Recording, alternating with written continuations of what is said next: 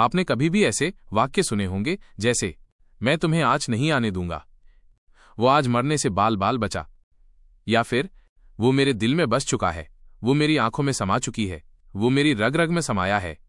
आप भी ऐसे वाक्य को इंग्लिश में बोलना तो चाहते हो पर बोल नहीं पाते हो, तो ये क्लास आपके लिए ही है। Hi learners, welcome back to your own channel English and study. आज की वीडियो में हम आँच ना आने देना, बाल बाल बचना, दिल में बसना, आंखों में समाना, रग रग में होना जैसे एक्सप्रेशन की इंग्लिश सीखेंगे, वो भी इंप्रेसिव एंड नेचुरल इंग्लिश में। तो बने रहे वीडियो के अंत तक। तो चलिए बिना समय गंवाए वीडियो शुरू करते हैं। मैं तुम्हें आँच नहीं आने दूंगा, उसने मुझे आँच नहीं आने दी। इन सब वाक्य में आँच आने देना वाक्यांश आया है। इसके लिए इंग्लिश में लेट एनी हार्म कम फ्रेज का यूज होता है। इन फ्रेज में लेट मेन वर्ब है। अब देखते हैं वाक्यों की इंग्लिश। जैसे, मैं तुम्हें आँच नहीं आने दूंगा, ये फ्यूचर सिंपल टेंस है, तो सबसे पहले लिखेंगे आई, इसके बाद लिखेंगे हेल्पिंग वर्ब विल, इसके बाद लिखेंगे नहीं के लिए नॉट। अब लिखेंगे आँच आने देना की इंग्लिश लेट एनी हार्म कम। अब लिखेंगे टू, इसके बाद लिखेंगे तुम्हें की इंग्लिश यू। तो पूरे वाक्य की इंग्लिश होगी I will not let any harm come to you. ऐसे भी बना सकते हैं, I will protect you from all harm, उसने मुझे आँच नहीं आने दी।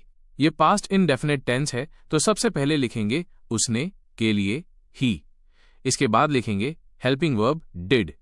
अब लिखेंगे नहीं के लिए नॉट, इसके बाद लिखेंगे आँच आने देना की इंग्लिश लेट अ वाई हार्म कम, इसके बाद लिखेंगे टू। अब लिखेंगे मुझे की इंग्लिश मी। तो पूरे वाक्य की इंग्लिश होगी he did not let any harm come to me. ऐसे भी बना सकते हैं, he protected me from all harm. एक और वाक्य को इंग्लिश में बनाएंगे, जैसे वो भी मुझे आँच नहीं आने देता है, तो इसकी इंग्लिश होगी he also doesn't let any harm come to me. ऐसे भी बना सकते हैं, he too protects me from all harm. अब देखते हैं नेक्स्ट। वो आज मरने से बाल बाल बच गया, पूनम सांप से कल बाल बाल बची। इन सब वाक्यों में बाल बाल बचना वाक्यांश आया है। इसके लिए इंग्लिश में नैरोली एस्केप्ड फ्रेज का यूज होता है। इस फ्रेज में एस्केप्ड मेन वर्ब है। वो आज मरने से बाल बाल बच गया, ये पास्ट इंडेफिनिट टेंस है, तो सबसे पहले लिखेंगे वो की इंग्लिश ही, इसके बाद लिखेंगे बाल बाल बचना की इंग्लिश नैरोली एस्केप्ड, इसके बाद लिखेंगे मरना की इंग्लिश डेथ, इसके बाद लिखेंगे आज की इंग्लिश टुडे। तो पूरे वाक्य की इंग्लिश होगी he narrowly escaped death today. ऐसे भी बना सकते हैं, he had a close shave with death today.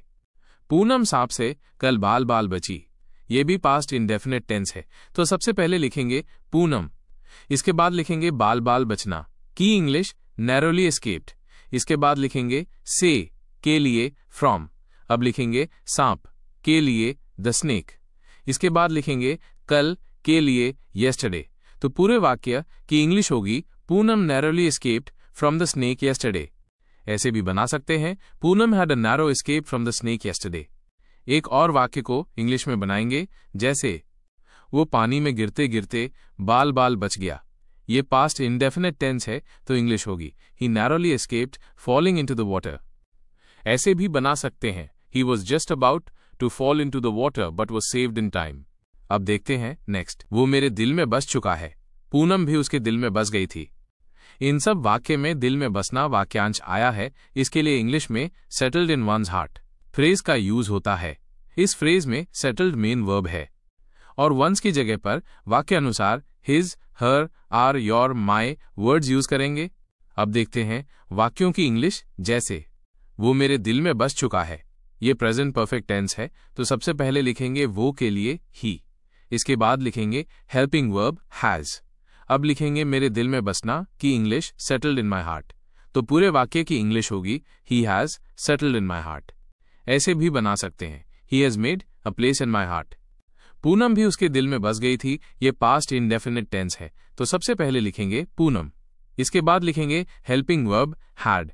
अब लिखेंगे भी के लिए ऑल्सो, इसके बाद लिखेंगे उसके दिल में बस गई की English settled in his heart.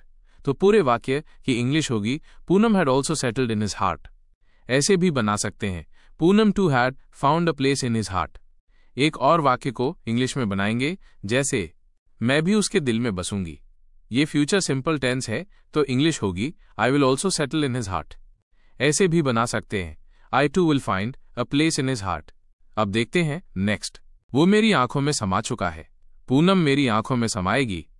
इन सब वाक्य में आंखों में समाना वाक्यांश आया है, इसके लिए इंग्लिश में settle in one's eyes phrase का यूज होता है।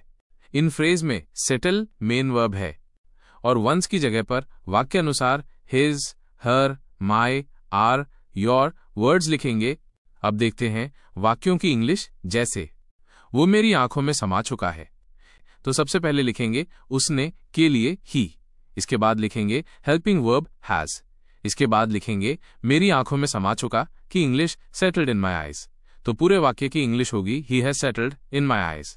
ऐसे भी बना सकते हैं he is deeply reflected in my eyes. Poonam मेरी आंखों में समाएगी, यह फ्यूचर सिंपल टेंस है, तो सबसे पहले लिखेंगे पूनम, इसके बाद लिखेंगे हेल्पिंग वर्ब विल। अब लिखेंगे मेरी आंखों में समाना की English settle in my eyes, तो पूरे वाक्य की इंग्लिश होगी Poonam will settle in my eyes. ऐसे भी बना सकते हैं Poonam will be reflected in my eyes. एक और वाक्य को इंग्लिश में बनाएंगे, जैसे वो भी मेरी आंखों में समा चुकी थी, ये तो इसकी इंग्लिश होगी she too had already settled in my eyes. ऐसे भी बना सकते हैं she too had been deeply reflected in my eyes. अब देखते हैं नेक्स्ट। वो मेरी रग रग में समाया है, वो मेरी रग रग में समाई थी। इन सब वाक्य में रग रग में समाना वाक्यांश आया है, इसके लिए इंग्लिश में मर्ज इनटू एवरी वेन फ्रेज का यूज होता है। इस फ्रेज में मर्ज मेन वर्ब है और रग रग की इंग्लिश एवरी वेन होती है। अब देखते हैं वाक्यों की इंग्लिश। जैसे वो मेरी रग रग में समाया है, ये प्रेजेंट इंडेफिनिट टेंस का पैसिव वाक्य है, तो सबसे पहले लिखेंगे वो की इंग्लिश ही, इसके बाद लिखेंगे हेल्पिंग वर्ब इज, इसके बाद लिखेंगे रग रग में समाया की English merged into every when. अब लिखेंगे मेरी के लिए ऑफ माइन, तो पूरे वाक्य की इंग्लिश होगी he is merged into every vein of mine. ऐसे भी बना सकते हैं he dwells in every vein of mine. वो मेरी रग रग में समाई थी, ये पास्ट परफेक्ट टेंस है, तो सबसे पहले लिखेंगे वह के लिए शी, इसके बाद लिखेंगे हेल्पिंग वर्ब हैड, इसके बाद लिखेंगे रग रग में समाई की English merged into every when, इसके बाद लिखेंगे मेरी के लिए ऑफ माइन, तो पूरे वाक्य की इंग्लिश होगी she had merged into every vein of mine. ऐसे भी बना सकते हैं she had become a part of every fibre of my being. एक और वाक्य को इंग्लिश में बनाएंगे, जैसे मैं भी उसकी रग रग में समाऊंगी। ये फ्यूचर सिंपल टेंस है, तो इंग्लिश होगी I will also merge into every vein of his. ऐसे भी बना सकते हैं I too will become a part of every fibre of his being. इस प्रकार हम और भी कई ऐसे वाक्यों को इंग्लिश में बना सकते हैं।